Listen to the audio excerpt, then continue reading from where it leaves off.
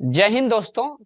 आज हम वीडियो में बात करेंगे कि आखिर ईरान को ये कहां से इंस्पायर मिली कि वह स्ट्रेट ऑफ हार्मुज को बंद करेंगे और यह मामला किस तरह से हूती विद्रोहियों के 2023 के मामला से जुड़ा हुआ है।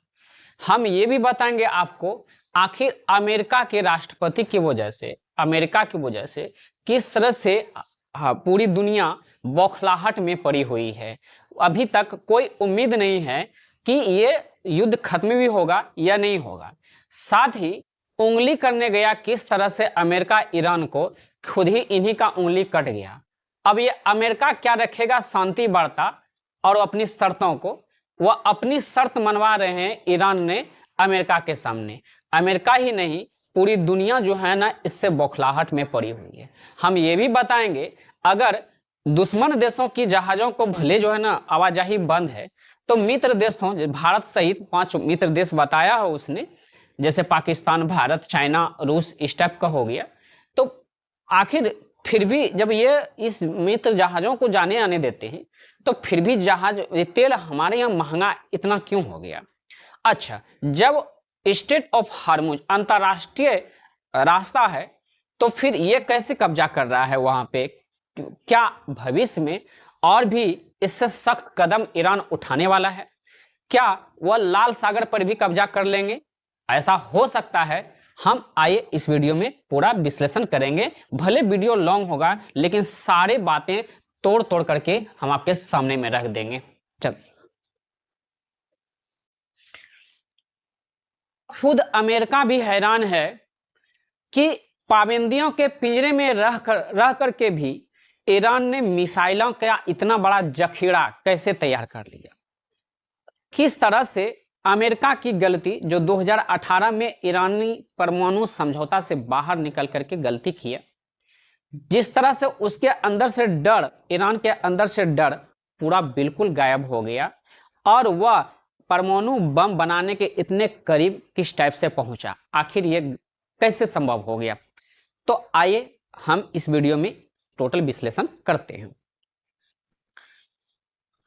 तो पहला है हम जो लेके चलेंगे आपको कि ईरान यहां पर जो कर रहा है आखिर यह संभव कैसे हुआ, कहां से इसको इंस्पायर मिला। तो हम आपको लेके चलेंगे 2023 की घटना। 2023 में जब इजराइल ने हमास और लेबनान के हिजबुल्लाह पर जब इसको हम लेके चलेंगे 2023 में जब इजराइल ने हमास और लेबनान के हिजबुल्लाह पर आक्रमण किया था, तो उससे क्रोधित होकर के जो हूती ने अमेरिका और इजराइल और ग्रीस जैसे जहाजों को यहां पे लाल सागर में टारगेट करना स्टार्ट कर दिया। यहां पे अब जब हिजबुल्लाह इसकी बात आए हूती विद्रोह ने, तो हूती का हम आपको बता दें यह 1990 में संगठन स्टार्ट हो गया था, जिसमें यह एक जिहादी था, धार्मिक प्रवृत्ति का संगठन था। लेकिन बाद में जो है ना यह सशस्त्र विद्रोह के रास्ते अपना लिए और 2014 से यमन के राजधानी सना पर कब्जा कर करीब करीब आधे हिस्से में, यमन के आधे हिस्से में अपना शासन चलाते हैं। और कथित तौर पर हूती को ये ईरान ने उसको ड्रोन, मिसाइल, ट्रेनिंग, हथियार मुहैया कराते, तो निश्चित रूप से ईरान का समर्थन हूती करेगा। अब हम आ जाते हैं 2023 के मामले में। 2023 में क्या हुआ था कि ये जो इजराइल ने उस पर आक्रमण किया हिजबुल्लाह पर और हमास पर, उससे क्रोधित होकर के ये जो होती है इसके जहाजों को टारगेट करना यहां पर स्टार्ट कर दिया। तो जब जहाजों को टारगेट करना स्टार्ट कर दिया तो उस समय जहाजों ने अपना रास्ता बदल करके अब पूरा साउथ जो अफ्रीका है इसको घूम घूम करके जाना पड़ता था। ऐसी परिस्थिति में उस समय भी तेल का दाम बढ़ गया था। उनके वजह से पूरी दुनिया महंगाई की चपेट में आने वाले थे, आ रहे थे।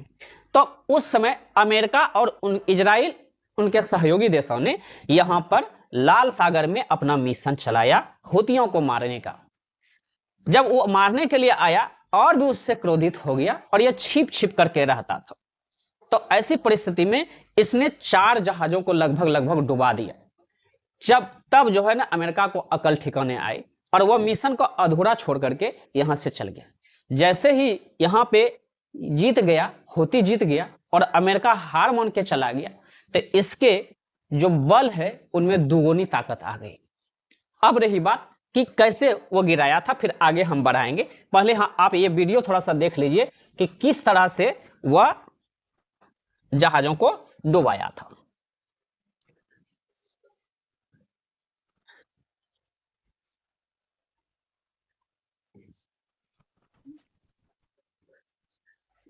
राष्ट्रीय समुद्री व्यापार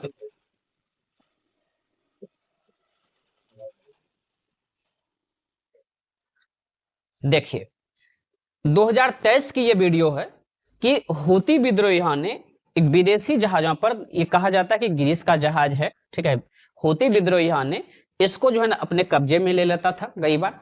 इस पर जो है अटैक करके किस तरह से इसको मार दिया और इनकी हालतें खराब कर दी, इसको जमींदोज कर दिया गया। अमेरिका और उसके सहयोगी देश देखता रह गया। अंत में हार करके जाना ही है, लेकिन 4 गो नुकसान करके गया। इसको और भी देखिएगा, इसका मारा है तो इसका थोथना सब भांग दिया है। देखिए यहां पे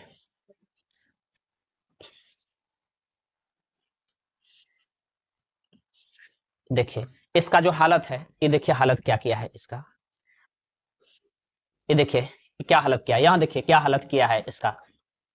तो इस तरह से मार मार करके जो है ना बहुत सारा नुकसान कर दिया। तो तेल कंपनियां इधर से जाने के लिए, अपने जहाज को भेजने के लिए तैयार नहीं थे। इंश्योरेंस जो है ना पर भी संकट आना स्टार्ट हो गया। अब रही बात, ये क्यों वीडियो दिखा रहे हैं, तो हम आपको वीडियो इसलिए दिखा रहे हैं क्योंकि इसी से जुड़ा हुआ है हमारे ईरान का। इसी से इंस्पायर होकर के ईरान भी हमला कर रहे हैं यहां पे स्टेट ऑफ हार्मुज पे। अब देखिए स्टेट ऑफ हार्मुज है क्या। स्टेट ऑफ हार्मुज जो अंतरराष्ट्रीय रास्ता है, अंतरराष्ट्रीय जहाज मार्ग है, लेकिन अंतरराष्ट्रीय जहाज मार्ग होने के बाद आखिर उसको मतलब कि वह इस पर किस तरह से कंट्रोल कर सकता है, तो बता दूं। जब जान हलक में आ जाती है तो जान बचाने के लिए लोग कुछ भी करता है, बस यही बात हुई। इसको कमजोर पॉइंट मिला, दुनिया का कमजोर पॉइंट उसको यहां पे मिल गया और अमेरिका सोचा भी नहीं था कि यहां पे ये ऐसा कर दिया। उसने देखा कि किस तरह से वह सिर्फ एक गुंडा ही कहा जाए, क्योंकि क्षेत्रीय या उतना बड़े स्तर पर उसको सपोर्ट नहीं मिलता, ना ड्रोन अपना ना कुछ है, ना ट्रेनिंग अपना कर सकता है, फिर भी उसने यहां पे हरा दिया अमेरिका जैसे देशों को। तो फिर ये तो मिलिट्री पावर है, इसने मिसाइल तिसाइल अपना सब बना रहा है, ड्रोन अपना बना रहा है। तो यहाँ पे उसका ऐसा भी जगह है, ऐसा पॉइंट बना हुआ है यहाँ पे, इस जगह पे है, तो भौगोलिक जो स्थिति है ईरान का काफी मजबूत है और इसने इसी का फायदा उठाया।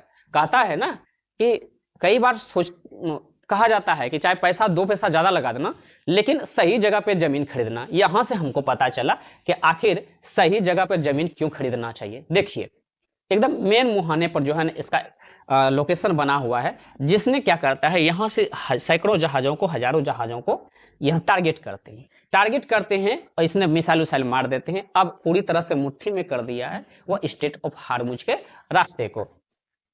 अब रही बात कि आखिर क्या इस तरह से पूरी दुनिया को ये नचा सकता है। जी हाँ, ये नचा ही रहा है।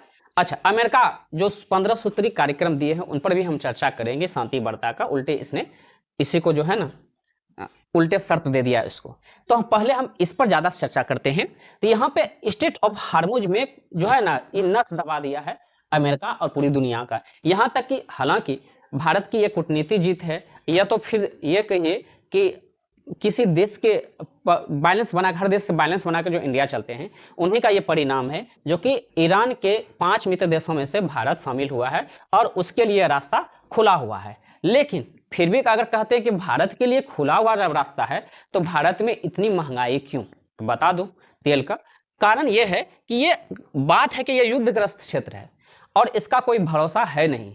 और जब जहां पे अनिश्चित है, वाइटल क्षेत्र में जब अनिश्चित घटनाएं होती है, कब क्या हो जाएगा कहना मुश्किल है। ऐसे क्षेत्र में तेल कंपनियां अपनी जहाजों को भेजने से डरती है, मना करती है। साथ ही साथ बिना इंश्योरेंस का कोई भी जहाज इधर नहीं जाएगा। इंश्योरेंस कंपनी भाग गया, इंश्योरेंस कंपनी इंश्योरेंस इधर जाने वालों को नहीं दे रहे हैं, ये कहते हैं कि हम इसका रिस्क नहीं लेंगे।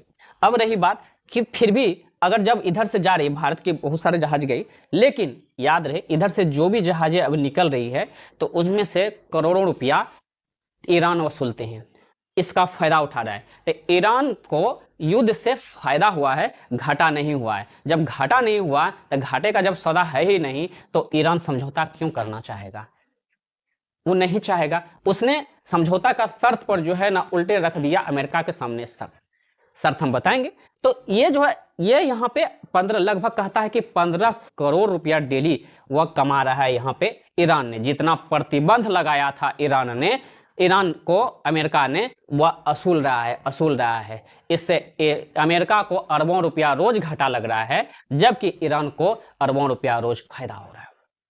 बाहर ईरान सऊदी अरब को, इसको, उसके बाद यूएई को दिन प्रतिदिन घाटा लग रहा है, वो कंट्रोल करके बैठा हुआ है। अब रही बात, क्या यह लाल सागर पर भी कब्जा कर सकता है ईरान ने? हाँ, क्योंकि लाल सागर में एक बार जो है ना टेस्ट हो चुका है, 2023 में टेस्ट हो गया है। यहाँ पे अमेरिका को किस तरह से भगाने में हूती विद्रोही सफल रहे, तो फिर हूती समर्थक है ईरान के, और ईरान ने तो इसको जो है ना मुहैया कराते हैं। कथित तौर पर तो यही कहा जाता है कि यह अपन मुहैया कराता है इसको ड्रोन, मिसाइल वगैरह, और ऐसे हालात में तो और भी कराएंगे। तो बोलेगा चलो इसको बंद कर दो, हम जब कहेंगे तो खोलना, ठीक है इसको भी बंद कर दो। यहां बंद कर देगा तो फिर हूती भी कहेगा कि हमको भी पैसा दीजिए। वाह रे वाह, कितना मजा आ रहा है ईरान को। ईरान को तो उंगली करने गया था अमेरिका, उंगली कटवा के आ गया। अब वो शांत बैठा हुआ है। जब वो देखा कि 2-4 दिन में, वो तो सोचा था कि जाएंगे मारेंगे 2-4 दिन, उनके बाद जो है ना वो वेनेजुएला के तरह, और उसके बाद जो है सब शांत हो जाएगा, मेरा ही राज चलेगा। यहां उल्टे हो गया, बस सब गड़बड़ा गए यहाँ पे। अब यहाँ पे आगे चल करके ये कंट्रोल करेगा ईरान ने। अब यहाँ की अगर बात करें तो इस जगह निश्चित रूप से यहाँ पे वह कह रहा है हर बार, यहाँ से गुजरने वाले समुद्र में जो बिछा हुआ इंटरनेट तार है वो भी काट देंगे। दुनिया का नस पॉइंट जो है ना, इसको धरा गया है ईरान को। अब रही बात, चलिए हम ये कहते हैं कि अमेरिका की वजह से क्या क्या हुआ, ठीक है। ये जो डोनाल्ड ट्रंप है, चलो इधर आइए, इधर आइए, बाहर आइए, इधर आइए, आइए जरा सामने में देखिए।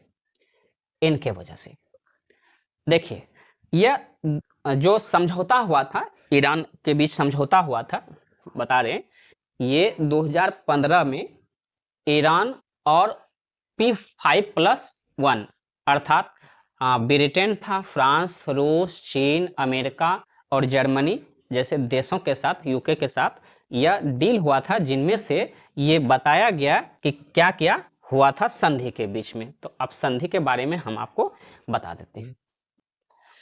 2015 में, जुलाई 2015 में ऑस्ट्रिया में समझौता हुआ था ईरान और P5+1 कंट्री, जिनमें से अमेरिका, ब्रिटेन, फ्रांस, जर्मनी और रूस, चीन था। उनके बीच में और ईरान के बीच में जब समझौता हुआ था तो समझौता में यह कहा गया था कि ईरान अपने यूरेनियम संवर्धन को 3.67 तक सीमित कर और अपने भंडार को कम करने पर सहमत हुआ, जो हथियार ग्रेड 90% से बहुत कम है। तो 90% से भी कम इसका घटा के कर दिया यूरेनियम। साथ ही ईरान ने अंतर्राष्ट्रीय परमाणु सुरक्षा एजेंसी को अपने परमाणु संयंत्र के निरीक्षण की अनुमति दे दी। चलो भाई, कोई भी अंतर्राष्ट्रीय संस्था है मेरे यहाँ आकर के देख लीजिएगा, हम यूरेनियम बम, परमाणु बम वगैरह कुछ भी नहीं चलाते हैं। तीसरा, अमेरिका, यूरोपीय संघ और संयुक्त राष्ट्र ने ईरान पर लगे परमाणु वित्तीय क्या हुआ उस समय हटा दिया। यानी ईरान ने जो भी था उस पर, ईरान पर जो प्रतिबंध लगाया गया था अमेरिका के द्वारा, वो क्या हुआ, कम कर दिया या खत्म कर दिया। अब देखिए, उनके बाद ईरान ने नातांज और फोर्डो जो परमाणु संवर्धन का केंद्र था उसको, इसकी संख्या कम की। और उनके बाद ये वियना में, ऑस्ट्रिया की राजधानी वियना में समझौता हुआ, जिनमें से अमेरिका 2018 में अमेरिका का राष्ट्रपति इससे बाहर निकल गया। यह कहते एक तरफा वापसी कर लिया। अब बताइए, दुनिया का जो सुपर पावर है वह कह देगा चलो हम इसको नहीं मानते। अरे तुम ही नहीं मानता है तो फिर ये बताइए, आप ही लोगों ने समझौता किए थे ना उसके साथ जाकर के। भाग कौन रहा था? ईरान। और तू कंट्रोल किसने किया? तुमने। तुम बाहर आ गया, फिर भागेगा कौन? ईरान। तो भाग रहा है। यही कारण है कि वह पाबंदियों के पिंजड़े में रहने के बावजूद उसने मिसाइलों का जखीरा तैयार कर दिया, क्योंकि अंतर्राष्ट्रीय पर्यवेक्षक उसके यहां कोई नहीं जाने लगा और उसके अंदर से डर खत्म हो चुका है। और ईरान बहुत पहले जानता था कि अमेरिका एक ना एक दिन, इजराइल एक ना एक दिन हमारे ऊपर हमला करेंगे, इसलिए इसके लिए उसने बहुत पहले से तैयारी कर रखा था कि हमको कहां कहां से नस दबाना है अमेरिका का। आज देख लीजिए, दबा दिया। अच्छा, अब यहां इसकी अगर बात करें, ये डोनाल्ड ट्रंप है जो 2018 में अनाउंस कर दिया। इसको बाहर निकलने से 2018 में जो ये बाहर निकला ईरान परमाणु समझौता से, क्या मिला इसको? उसके अंदर से डर खत्म हो गया, साथ ही साथ अंतर्राष्ट्रीय पर्यवेक्षक जो है ना अब जाना तो जाएगा नहीं, तो वो फिर से वो 80% 90% यूरेनियम संवर्धन को पहुंचा दिया, करीब बम बनाने के करीब पहुंच गया। इनके यही गलती की थी इसने। 2018 में निकला। उनके बाद तेल क्राइसिस 2023 में भी इनके वजह से हुआ। दुनिया में टैरिफ वार किनके वजह से हो रहा है? इनके वजह से दुनिया में उथल पुथल मच गई नहीं। अच्छा, उनके बाद अभी भी ईरान और इजराइल के बीच में कूदा कौन? इसने उंगली करने गया और पूरी दुनिया झेल रहा है। पनौती राष्ट्रपति के टाइप का लगता है। इसको नहीं पता है कि कोई साइकोलॉजिस्ट वहां नहीं है कि हर क्रिया का प्रतिक्रिया होती है। जब इंसान का डर खत्म हो जाता है ना, वो दुगुनी गति से क्या करता है, उसके अंदर का खौफ खत्म हो जाता है, तो वह कुछ भी करने के लिए तैयार है। अभी कर रहा है ईरान ने, और इसको जो है ना सुझाते नहीं सुझाता है। वाह, अच्छा किए हैं। चलिए हम इनकी अगर बात करें तो इसने अमेरिका अपना सुपर पावरीगिरी, यहां भी जो है ना आवाज नहीं आया। इसने भेज दिया शांति प्रस्ताव, हम तुम पर नहीं मारेंगे, तुम जो है ना हमारे साथ शांति वार्ता कर लो। अरे शांति वार्ता तो वो तब ना करेंगे जब वो कमजोर होंगे। वो कमजोर है कहां? अब उसने तुमको भेजेंगे शांति वार्ता करने के लिए प्रस्ताव। उल्टे जो है ना और थमा दिया 5-6 गो लिस्ट, जिसमें से ये कहा गया कि तुम हिजबुल्लाह पर जो है ना इजराइल से जो मरवा रहे हो तुम तुरंत बंद करो। रिजेक्ट कर दिया इसने कि तुम्हारा शांति प्रस्ताव हमें नहीं चाहिए। और इसने कह दिया ये युद्ध का समय, सॉरी, इसने यह कह दिया यह शांति वार्ता का समय सही नहीं है। जब शांति वार्ता का समय सही समय आएगा तो ईरान अपनी शर्तों पर शांति वार्ता करेंगे, नहीं तुम्हारी शर्तों पर। अभी हाल फिलहाल की अगर बात करें, 1-2 दिन होता है, वह ईरान ने अपने संसद में वह एक बिल को प्रस्ताव पास किया है, जिनमें से यह कहा गया कि स्टेट ऑफ हार्मुज जो है ये, यहां पे ईरान बोलता है हमको सुएज कैनाल में जो यहां पे टोल टैक्स देना पड़ता है व्यापारिक जहाजों को, यहां हमको दीजिए, क्योंकि यह हमारा है, दुनिया का नहीं है। मतलब ये टोल टैक्स हमें चाहिए हर दिन। अब बताइए किसको फायदा मिला? दो, टोल टैक्स दो। और अभी मर तो गया ना, छोटा जो कंट्री था जो इस पर डिपेंड, खासकर भारत जैसे देश पूरी तरह से इंपोर्ट पर निर्भर करता है, बढ़ गए ना। और अमेरिका सबको तो बहुत सारा तेल भंडार है, उसको वेनेजुएला से तेल निकाल करके बढ़ जाएगा। कुछ भाई हमको कमेंट करता है कि भारत सरकार जो है ना चुप बैठे। देखिए भाई, भारत सरकार चुप बैठने का कारण है कि कई बार ऐसे अंतर्राष्ट्रीय दबाव आ जाते हैं जिनके वजह से बैलेंस बनाने में दिक्कत होती है, और वह चाहता है कि किसी भी देश के साथ वार्ता जो है ना, हम वार्ता का मार्ग खुला रहे। आप कहते हैं ना कि अमेरिका और इजराइल के सामने झुक जाता है, हम मानते हैं अमेरिका किसी का नहीं, इजराइल किसी का नहीं, लेकिन बहुत सारे टेक्नोलॉजी की अगर बात करें तो भारत उनमें से अभी काफी कम है। वह जहाज या बहुत सारे ऐसे चीज है, हवाई जहाज का पार्ट पुर्जा हर महीने जो काम पड़ता रहता है, अगर वो नहीं देंगे, बंद कर देंगे, तो ऐसी परिस्थिति में आपका जो है ना ये जहाज वगैरह हर चीज दिक्कत हो जाएगी। तो बैलेंस बनाना पड़ता है। हाँ, उससे तभी न डरेंगे हम जब हम, जैसे चीन नहीं डरता है क्योंकि बहुत सारा चीज वह अपने से जो है ना करता है, तो हमें टेक्नोलॉजी में बढ़ाना पड़ेगा, तब अपने टेक्नोलॉजी में ज़्यादा इन्वेस्ट करना पड़ेगा, आईटी सेक्टर में ज़्यादा इन्वेस्ट करना पड़ेगा, तभी जाकर के जो है हम दुनिया से डरे नहीं। कारण होता है बहुत सारे जो प्रधानमंत्री जी की बात करते हैं, वो प्रधानमंत्री नहीं बल्कि एक्सपर्ट देश में जो राजनीतिक पॉलिटिशियन है या फिर बड़े बड़े आईएएस ऑफिसर है, वो बैठ के ये डिसाइड करते हैं कि विदेश नीति कहाँ क्या कैसे करना है। चुनाव में अगर जाते हैं, चुनाव में तो कोई भी जीत करके चल जाते हैं, लेकिन उसको एक एडवाइस देने वाला मंत्री गण होते हैं, उस पर डिसाइड होता है।